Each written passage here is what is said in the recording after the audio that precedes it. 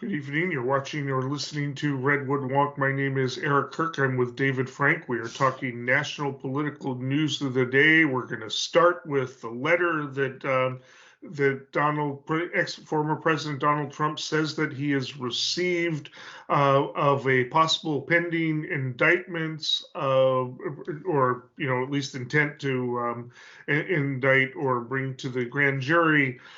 Charges related to January 6th. We're not quite sure of the details. We know that he's freaking out about it. It is and he's not having a lot of Republicans come out to defend him on this. This will be the third time he's indicted if it happens. Again, it's just him reporting on it. It's very interesting. It is Jack Smith.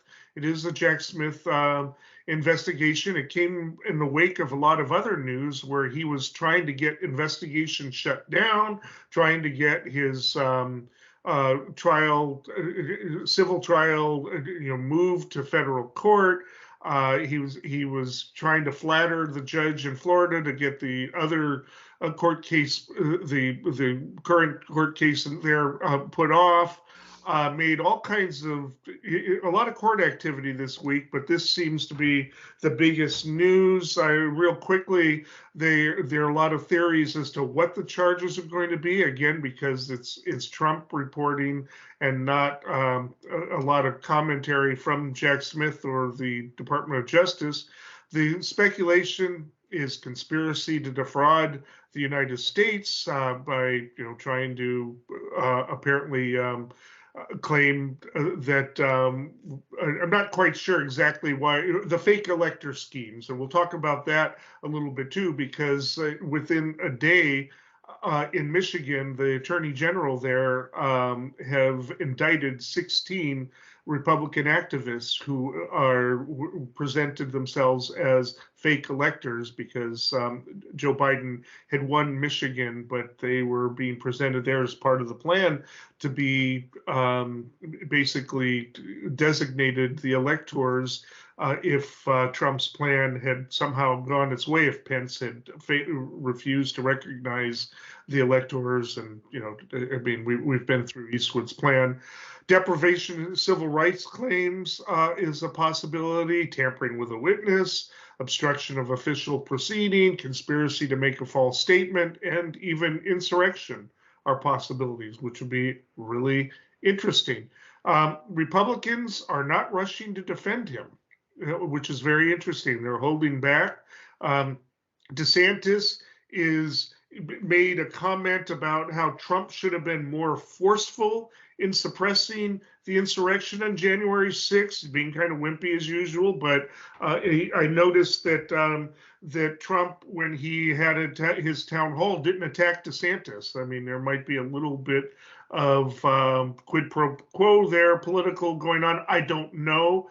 But I'm not sure, or maybe he just figured it's time to attack Biden. I don't know, but DeSantis did sort of attack Trump, saying that he should have been more forceful, that maybe we wouldn't be here if he had shut the whole thing down so that there would be no ambiguity. A lot to talk about here. We could go in a lot of different directions in our very limited time, but Dave, I'm going to let you take over. Sure. So a couple things here. Firstly, I would say that I have a slightly different perception of how it's being received by some of the other Republican spokespeople or people who are in the competition for the Republican primary, in that I think that there's some talking points that are being mentioned. So while they're not being critical of him, by that I definitely agree with you. But I am hearing, or at least perceiving through different things I've read, that the talking point is that they have a standard party line of the politicization of justice and the corruption of justice, and to a certain extent that they're projecting that onto Biden and the whole theme of the corrupt family, the Biden family, etc. So it's it's not that unexpected, but it's slightly different than your presentation. I think that we are seeing some of that. But the thing that I think is more interesting here, because like you said, it makes sense that they would kind of wait and see what falls, what happens when this indictment does ultimately hit. He goes in front of the grand jury, gets arrested again. That's probably, they're talking about that happening within the next couple of days. So Hmm. we are right before it. So this is all speculative, I guess, at this point.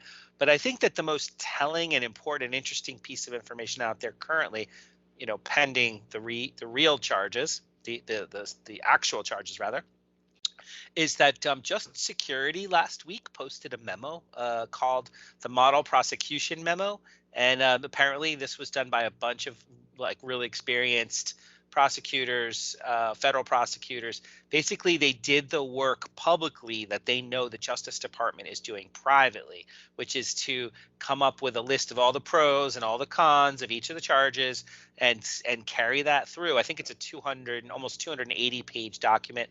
To be fair, I skimmed through the summaries, not the actual the meat and potatoes of the 300-page document. But it's really interesting. It's getting coverage in the news. This is directly from the article, a quote. They conclude there's likely sufficient evidence to obtain and sustain a conviction of Trump for his three-step plan to overturn the election. And so what they're really doing is they're saying, I think there's a list of, a few dozen potential charges, but it appears that the consensus is that it's going to be a more limited set of charges so that they minimize the risk of a hung jury or even an acquittal. And you touched on it. We could talk about it more, but it's basically, number one, they think that they can establish that Trump knew he lost, Yeah. but wouldn't give up power. So that's how they connect him to that Green Bay Yeah. sweep scheme with the But fake electors. let me take it back just real quick, and then we'll Totally. bury it. I was talking mostly about senators, Gotcha. Republican senators, who are Gotcha. a lot more cautious. Like McConnell, just avoiding it entirely. He's just not even addressing it. Yeah. John Thune, I mean, it's almost comical. He's asked whether it's legitimate for Special Counsel Jack Smith to charge Trump, and Thune says that's going to depend on whether or not laws were broken. Well, duh. I mean, wouldn't a prosecution depend on whether or not laws were broken? And Totally. I mean, Cornyn. Well, I think that's entirely within the purview of the Department of Justice and has nothing to do with the United States Senate. I mean, like that's ever stopped him, from commenting. And Right. asked if Smith is a credible prosecutor. He said, "I have no knowledge of anything approaching that." This guy. I mean, come on. Yeah. That's It's disingenuous. anyway. I just wanted to point that out. I mean, the Senate. Totally. Now, of course, McCarthy is all out. Weaponization, blah blah blah, along with the candidates because they don't have any choice. They need Trumper voters if they're going to have a chance of winning. But I just wanted to clarify that before. Go ahead. Oh, totally. Yeah. So the idea is, and again, I know this is history here, but it's going to be really history is going to be made, I think, in the next couple of days again. So number one, he knew that he didn't win, but he didn't want to give up power, and so that they have for folks who don't remember, the January 6th committee has extensive video testimony, depositions amongst many top Republicans. So we're not talking about a witch hunt. We're not talking about politicization of Justice Department. We're talking about congressionally derived evidence from Trump staffers, Trump Yeah. lawyers, Trump appointees, and also at the state level folks who were involved in the on the ground activities. I know Michigan is the one that maybe you want to talk about a little bit. There's also Georgia, and my recollection is Arizona, Nevada, Wisconsin, New Mexico, and if I didn't say it already, Nevada. So in a way, this is a large conspiracy. And so anyway, number two on their point that they think that Jack Smith will be able to prove is when all the other schemes that they had failed, Trump and his lawyers ultimately decided that they were going to concentrate on the false elector slate. to obstruct the constitutionally mandated congressional certification of the election. That's quoted right from this memo. And then finally, the third thing, which I think they're saying, is when Pence refused to go along, Trump went to his last resort, triggering an insurrection in the hope that it would throw Congress off course, delaying the transfer of power for the first time in American history. So they don't actually have to get to motives here. They're talking about they took the steps. They created the paperwork. They filed the paperwork. They assembled the people. They gave the speeches. The people mobilized. Pence was moved to the basement. There's no like, it seems like these are all facts that are already established, at least outside the court of law, which means it's kind of an open and shut case, which means it puts Trump in a very dangerous situation. Yeah, just going back to Michigan too, Dana Nessel is the attorney general there, and she's been very aggressive in this. And I'm wondering if it's going to lead to prosecutions of others. Now we know we've talked about in the past that some of the fake electors in Georgia have been talking with the Department of Justice, maybe making a deal there. So probably and also we know the attorney general, a Republican in Georgia, is not really in Trump's corner, but probably will not be this aggressive. I don't know, though. Dana Nessel may kind of force people's hands. She's charging them with things like forgery, conspiracy to commit uttering and publishing, conspiracy to commit election law forgery, and election forgery. I mean, it's just, they sign things, and the defense that they've tried to make publicly is, well, it's not fraud. We were open about it. It's like, that doesn't matter. You were part of an attempt here. You represented yourself as electors. It doesn't matter that nobody believed you. You did this as part of this plan, and they've got problems. Will deals be made with them if they testify and reveal other parts of the conspiracy? Obviously, they didn't come up with the idea themselves. They were recruited by somebody, so who knows? But she's being very aggressive, and I find it very interesting that came down just as Trump got his letter. Yeah, it's interesting. I'll speak to that briefly. Michigan, I saw it's like 8 charges per person with 5 to 15 years per charge. So it's not a small amount. I mean, it's not a game. Yeah, this is not a game. They made a mistake here. Yeah, and if you look at the actual, like, so much of this, so I'm going to quote now, I'm going to pivot a little bit to the federal charge again. One of the people who prepared that memo is commented on the preparation of that memo, Norm Eisen, who worked for the House Judiciary Committee during the impeachment and contributed to the prosecution memo. So his quote on this was that a special counsel has more than enough evidence to bring the case, and they're probably bringing the case this week. His quote is, by leading the effort to procure fraudulent electoral certificates from across the nation, which is what these people in Michigan did, Trump helmed a conspiracy to defraud the U.S. And by using those false documents to press Mike Pence to disrupt the January 6th meeting of Congress, Trump attempted to obstruct an official proceeding. So this is what everybody's been waiting for, basically. Like, when is the Justice Department going to come forward with something significant? I think now is the time. And I'll just add this one last thing here that he said, potential charges involving wire or mail fraud related to Mr. Trump's fundraising efforts in the name of overturning the election results. So the idea is that these things were emailed, these things were submitted, these things were transmitted. So it's almost like Al Capone with the taxes and the wire fraud and all that. The idea of people are saying, well, how is this going to stick to Trump? You're going to say that all these people participated in these various states and these various schemes. How does it really stick to Trump? Is it just he said, she said? Well, if the person who's his chief of staff or some lawyer is one of his 3 or 4 or 6 lawyers who testified, if they're saying, yes, I sent that email with my name on it.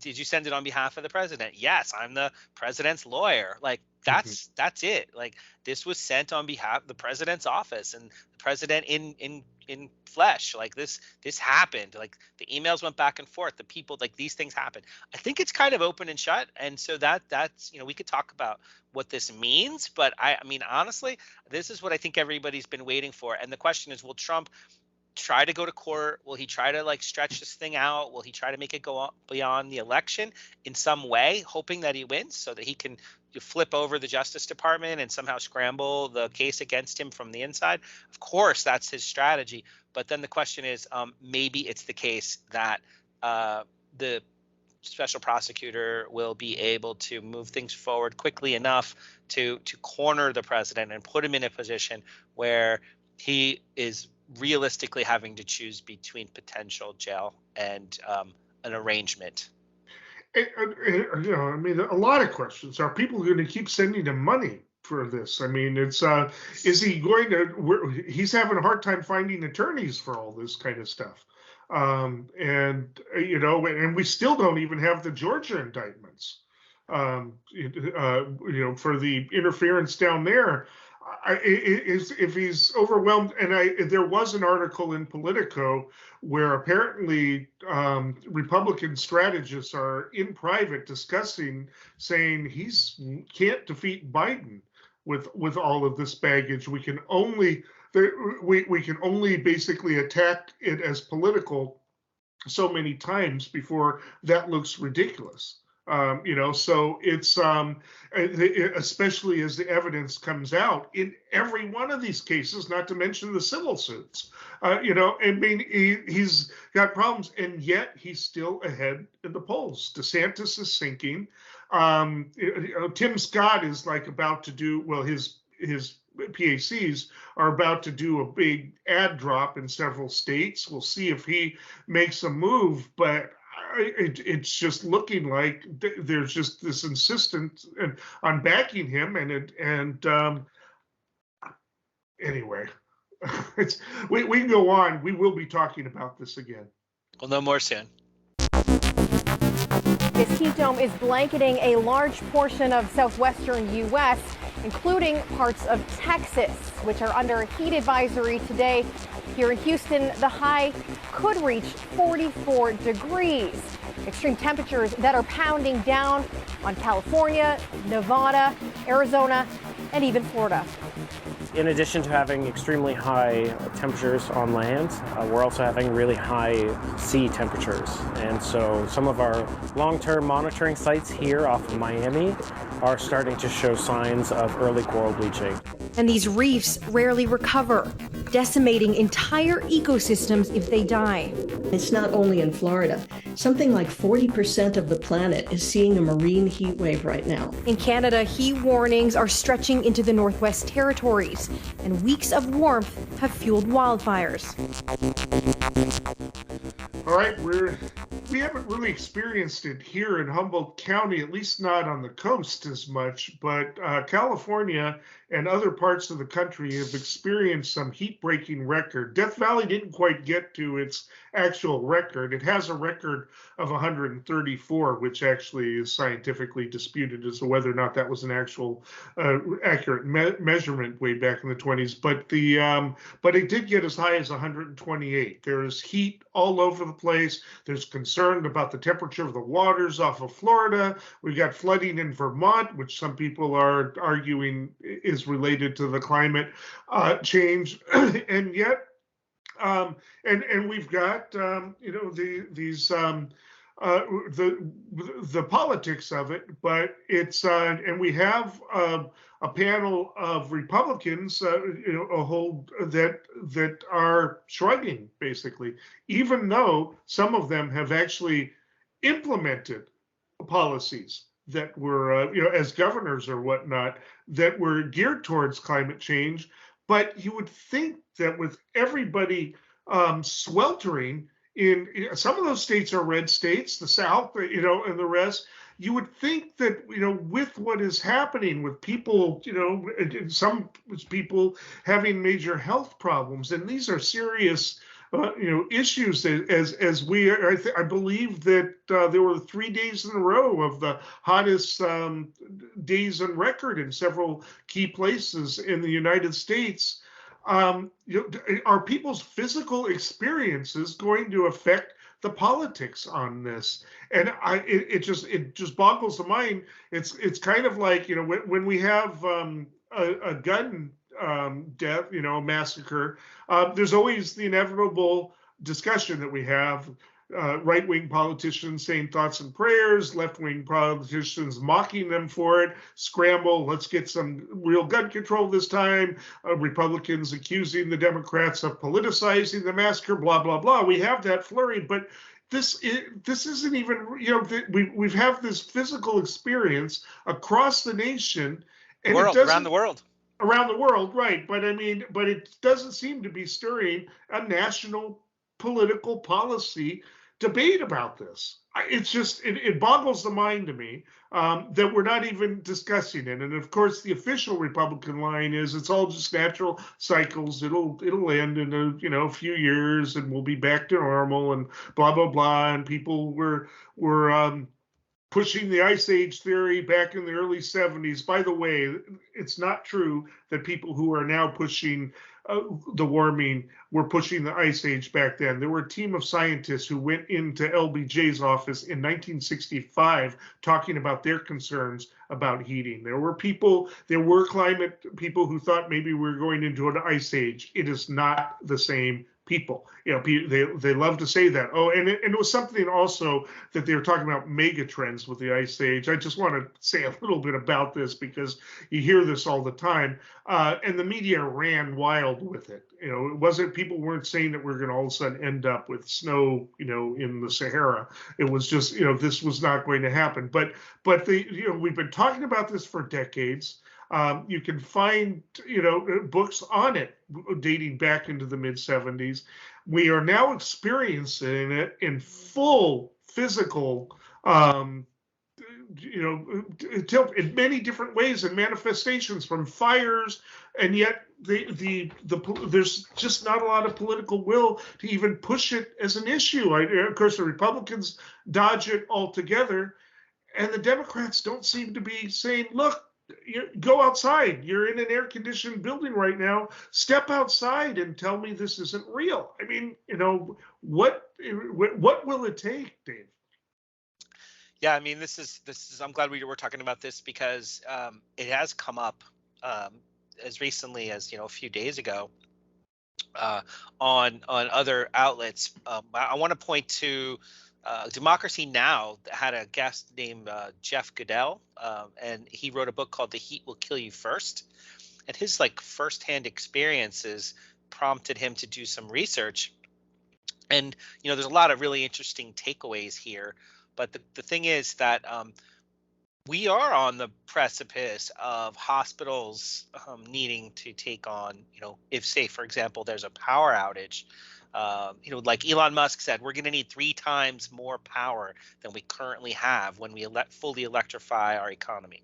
So if we continue on our current trends of what happens when the Earth warms by 1.5 degrees centigrade, and these temperatures do hit heat indexes that are in the 120s, 30s, 40s, 50s. Without power, we then have overwhelmed hospitals. Mm-hmm. So it's really life and death. It's no longer a situation where people, I think, you kind of have to trust your lying eyes, so to speak. If you really don't believe it, you have to take a look and see around you what's happening. It's not just the United States, although it is much of the United States. I think it's 85 million Americans are living in an area of dangerous heat right now. So it's hitting us now.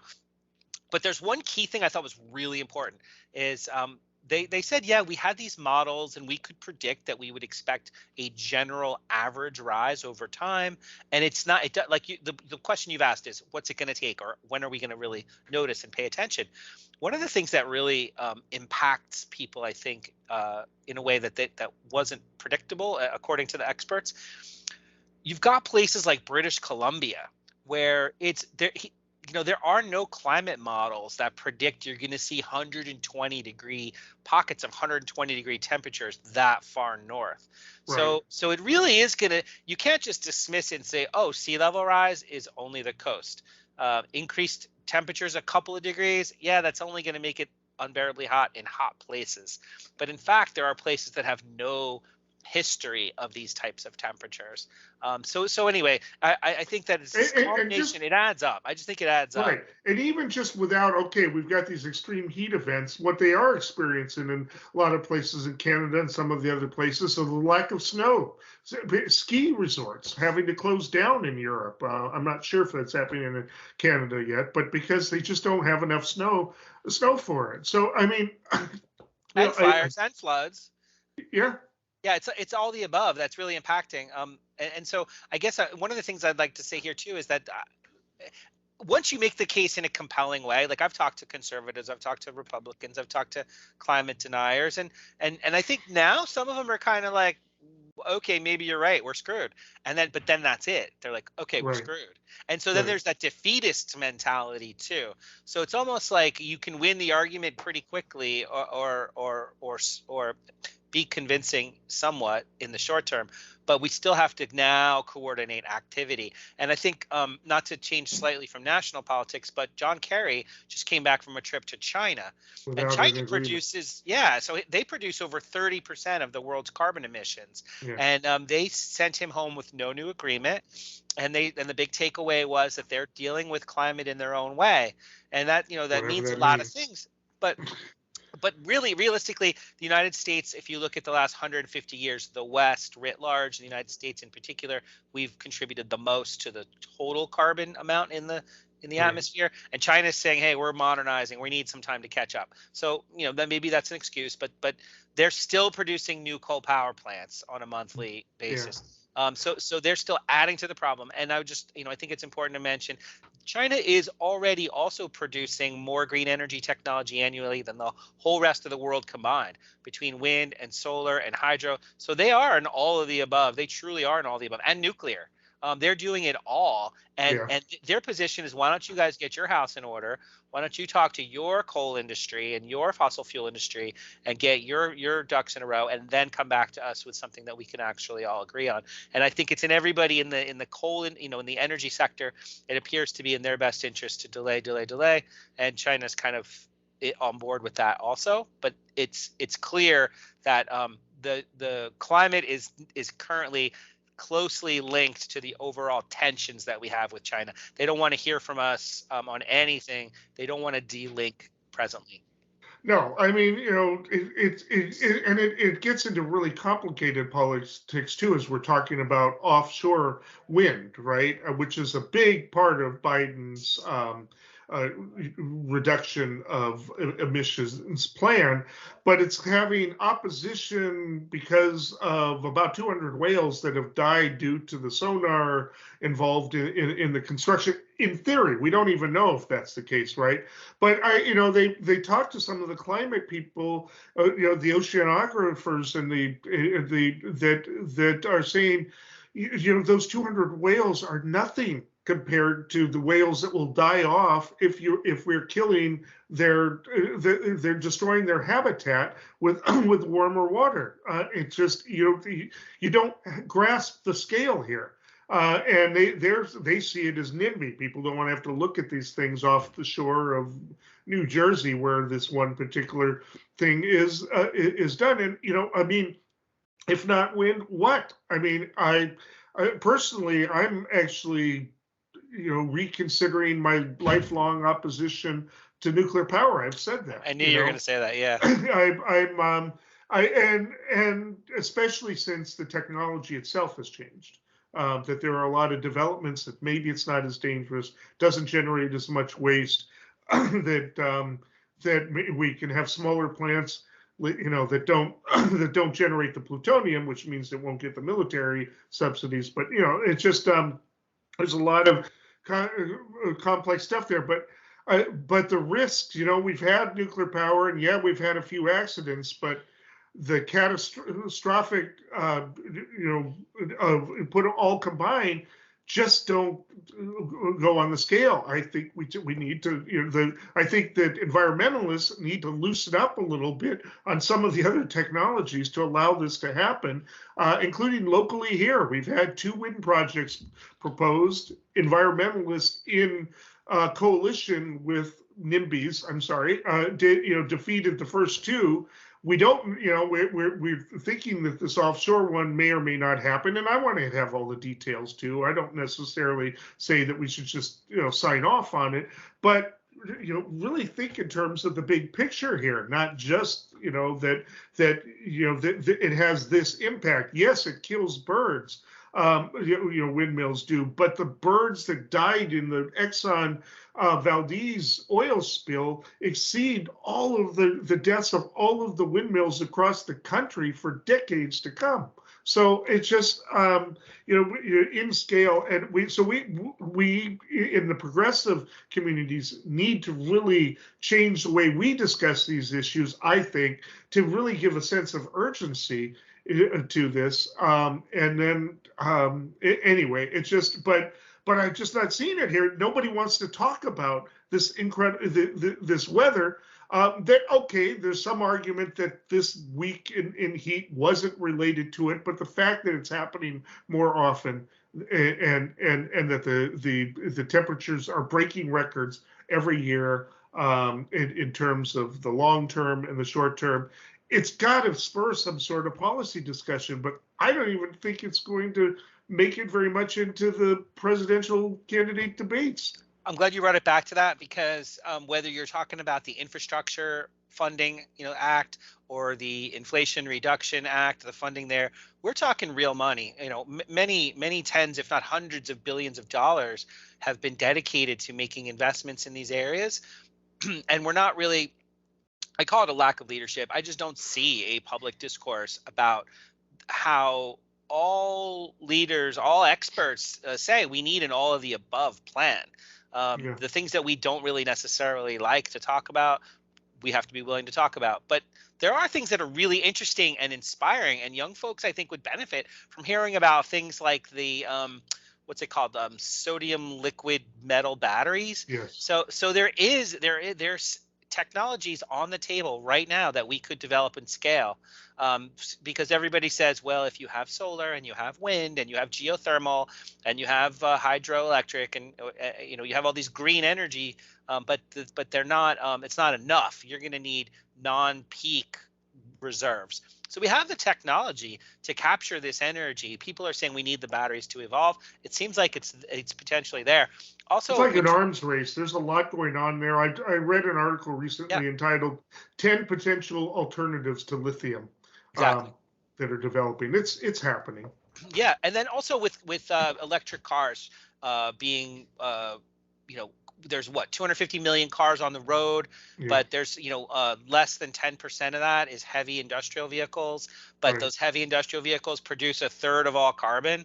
So we need to, batteries don't really fit very well into those types of vehicles. I've heard farmers and other industrial people kind of make that point, like, hey, Democrats, hey, progressives, why don't you talk about something that affects agriculture, that affects industry? When those technologies are in place, then you could bring us on board. Well, that's what hydrogen is. Europe is already talking about, are we going to do green hydrogen or blue hydrogen? One comes from natural gas, one comes from water, and non fossil fuel carbon intense hydrogen production. It's obvious which lane we have to pick, but in our country, we're not really even talking about hydrogen vehicles very much, even though it's like right around the corner. Although we just got a plant that's coming. It was going to be in, I think, Sweden, is now going to be in Michigan, where it's closer to the auto industry. It is happening, and there's a lot of arguments about it. It actually takes more energy than it produces for hydrogen, but that's not the whole story, because there's a whole rationale about the fact that it generates transportation energy, whereas the energy it burns is not transportation energy. It's taking energy from the wind and the rest that doesn't use it and converts it to transportation energy, which is the biggest energy use we have. And which is great to know. Like, there's all these, like, me and you aren't like experts in the field or anything, but like there's so many things that could be talked about. And I think one other element of this, which is worth mentioning, and like the whole reason we're talking about this is, are people going to pay attention? Is it going to enter the political conversation? Is there leadership enough here to say, definitively, this is what the future looks like, and this is how we get there? I mean, that vacuum of leadership, I think, is really an uncomfortable reality.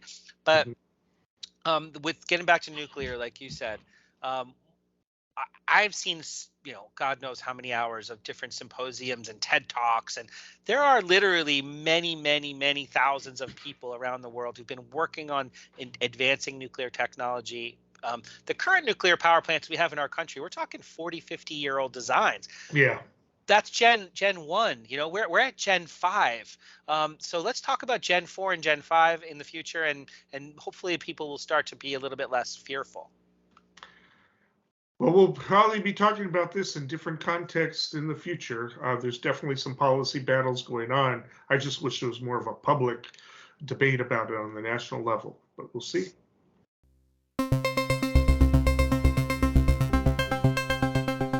In an email sent by a Texas DPS trooper to a superior obtained by ABC News, one trooper writing, quote, "I believe we have stepped over a line into the inhumane."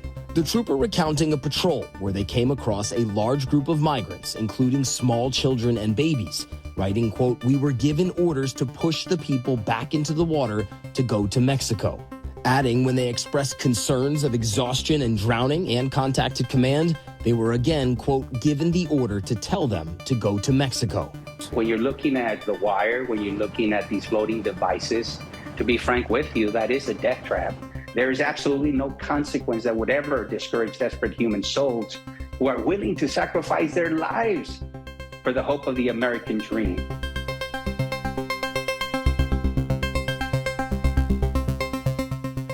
Back down to Texas. Months ago, we saw some very disturbing images of federal officers using reins on horses to whip Haitian immigrants. It really brought in some really bad imagery based on the history of our country. We've been talking about the abuses of human rights along the border for a long time. We've been talking a lot about policy. We can talk a little bit more about that, but we became aware as a nation, those of us paying attention, of some even more horrific actions on the Rio Grande in Texas, this time perpetrated by Texas the National Guardsman, a whistleblower, and I understand you have the name,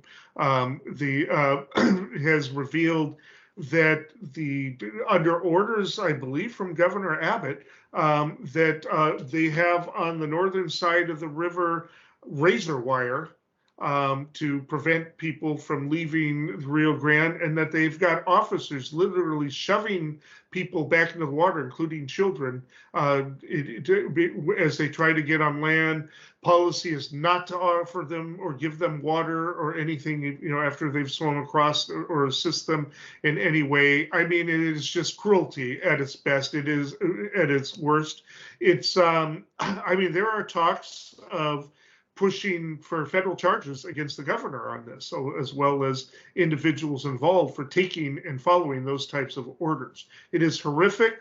On the panel, this is at a time now that whether you agree with Biden's policies or not, or think that they're all that different from his predecessors, the immigrants who have been caught at the border have reduced to below, to its lowest points in 2 years. So it seems to be working on a temporary basis, working in terms of taking pressure off at the border, whether it's working in terms of humanity and allowing people to seek asylum or not. There are currently lawsuits pending as to whether or not it is appropriate for the Biden administration to require that people apply for asylum in Mexico before they apply here if they're coming through Mexico, and some of the other requirements too that may be cutting down on people coming here. But at any rate, those things are happening, but there doesn't seem to be a whole lot of disagreement that this razor wire and the actions of the Texas National Guard violate international law, as well as United States law, probably also Texas law. Abbott, last I saw, wasn't saying very much about it, saying, "Oh, we'll have to investigate." There's no way the government officials didn't know. You can Google this and you can see the razor wire that's there. It's absolutely appalling. the Democrats are starting to pick up on it, but they need to really hammer hard on this. Yeah, thank you for setting it up the way you did. And so I looked into this a little bit just to get, because I hadn't heard about it until it was brought to my attention very recently. And so the Texas Department of Safety, I guess that's the umbrella organization that the governor's office is running through, and he's deploying both state troopers and also National Guard as part of this plan. So Texas Trooper Nicholas Wingate, he's basically what amounts to a whistleblower. He told his supervisor, and this is a quote from, I think, the local paper down there in Dallas or something.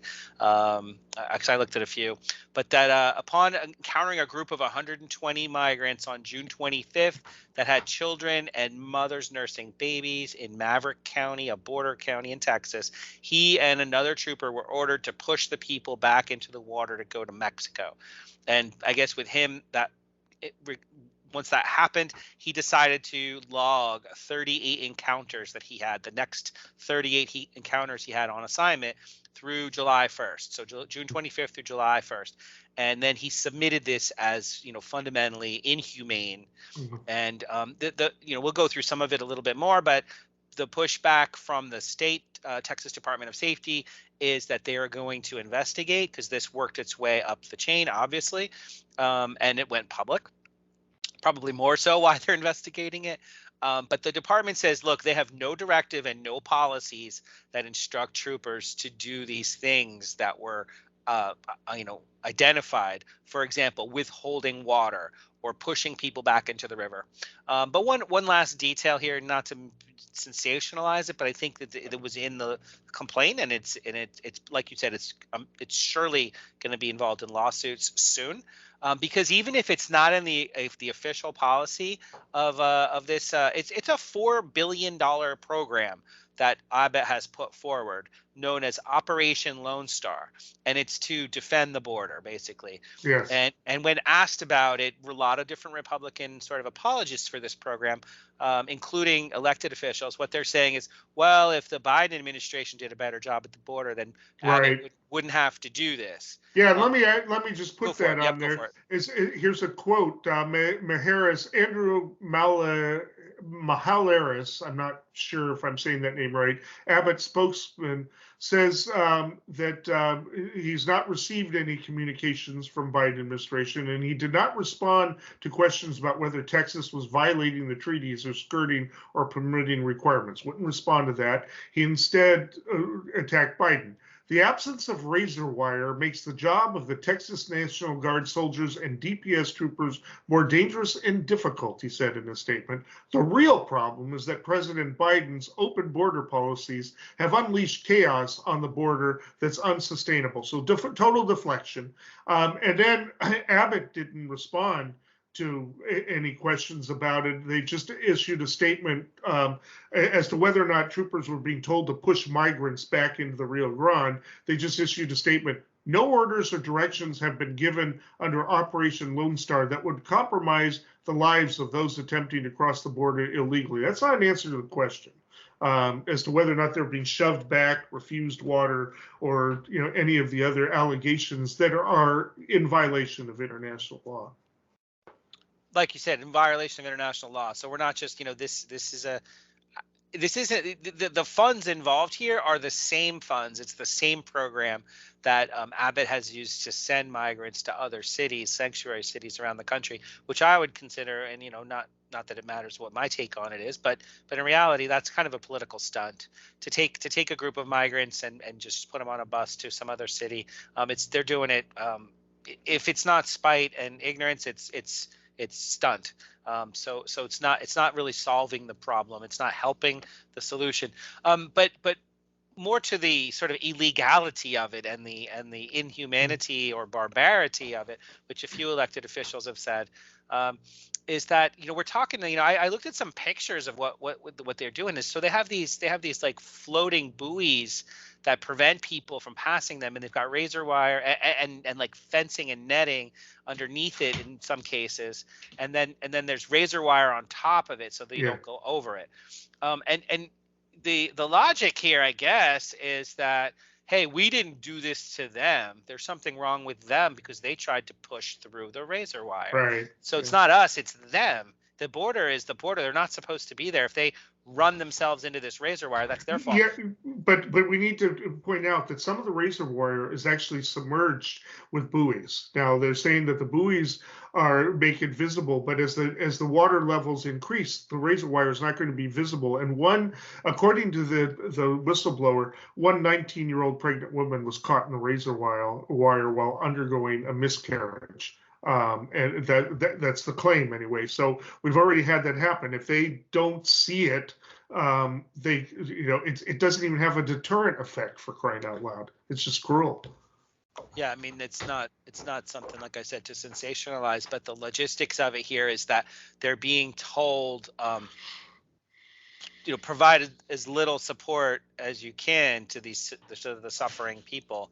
And again, right now it's 110 degrees out there. So if you are both not having enough water and injured from the crossing, and then you come across law enforcement people representing the state of Texas, and then there's, I guess what I'm trying to say is, even if it's not an official position of the governor's office to be cruel, the mechanism of implementation here is resulting in cruelty. So that like is ripe for some investigation to figure out,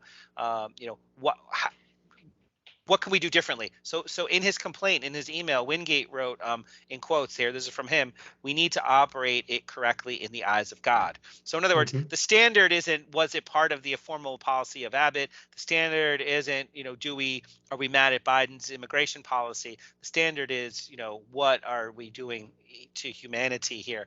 And so one of the quotes that I don't have it in front of me right now, but it's, you hear it all the time. It's cliche, and it's not something that, I don't think I've ever mentioned it on the show before, but one of the elected officials in Texas did say, hey, Abbott, what would Jesus do, right? Would Jesus let this happen this way? And it kind of puts a mirror on the whole situation of empathy and compassion that people profess to have, and then to cause the misery and the suffering and the harm this way, the abject cruelty.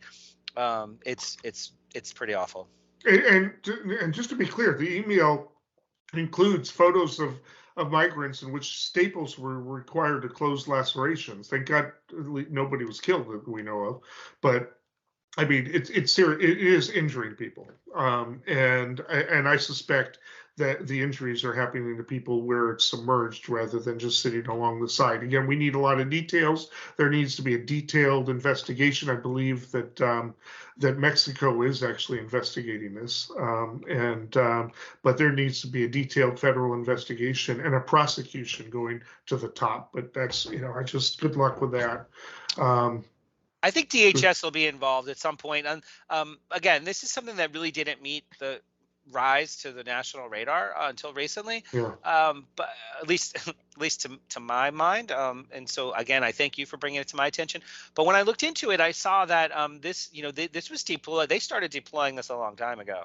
And in fact, there were some articles about how people were starting, immigrant advocacy groups we're starting to talk back in December about how this stuff is rolling out and how somebody should pay attention.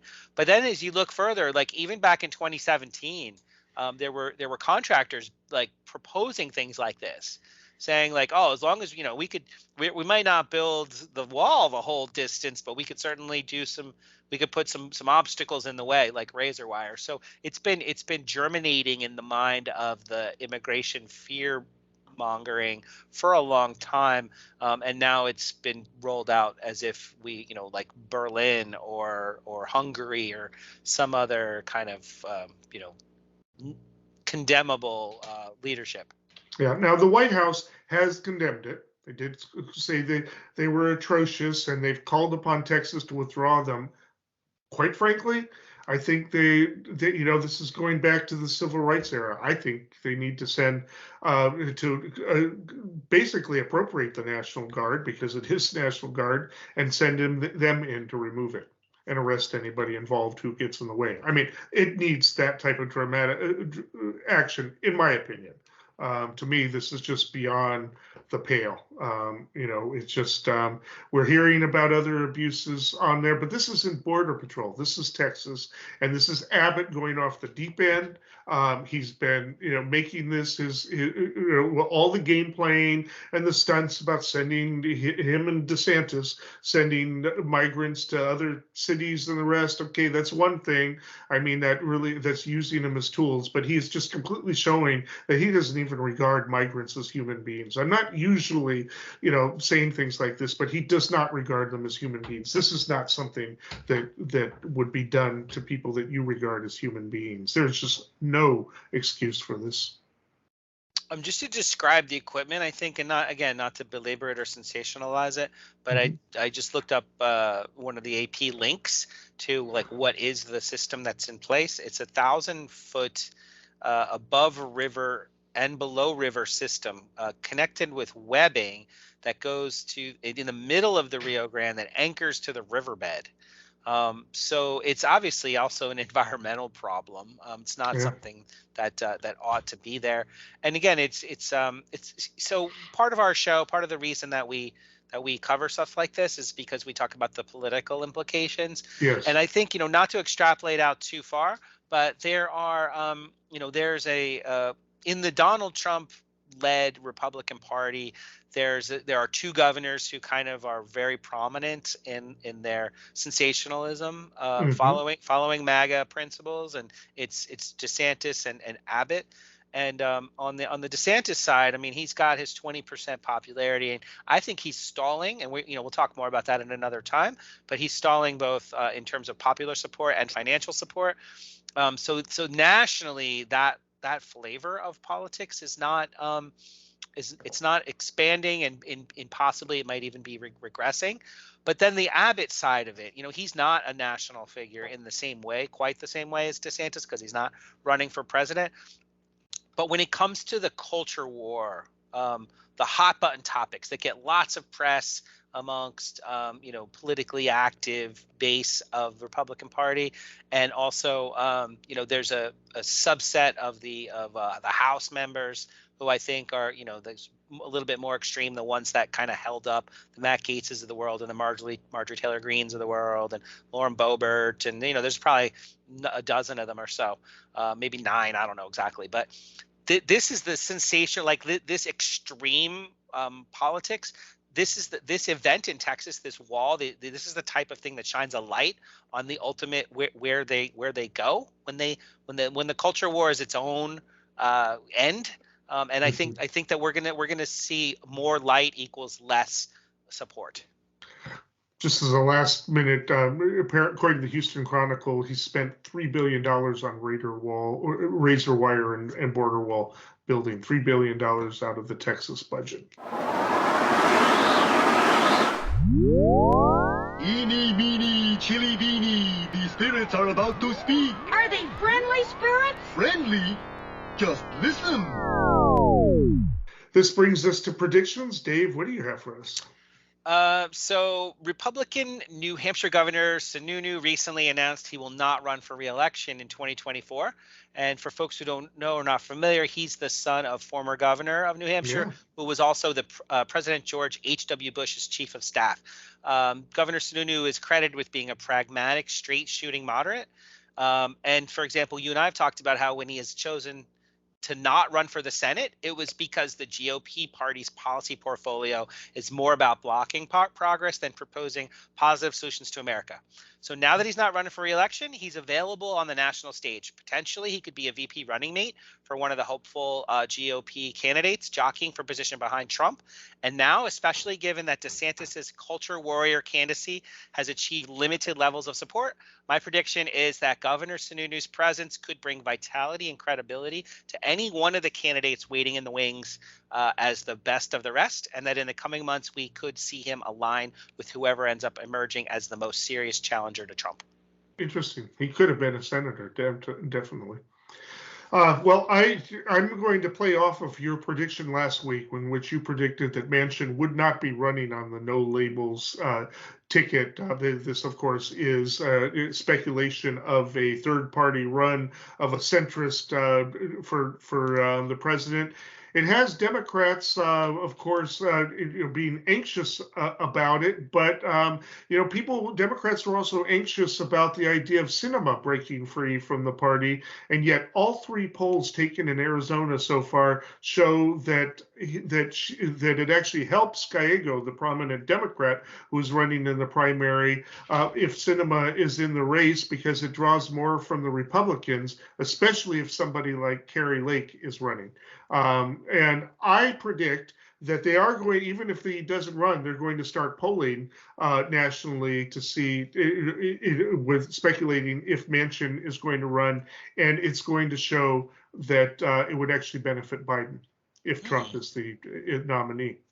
Until next time, stay informed and stay engaged.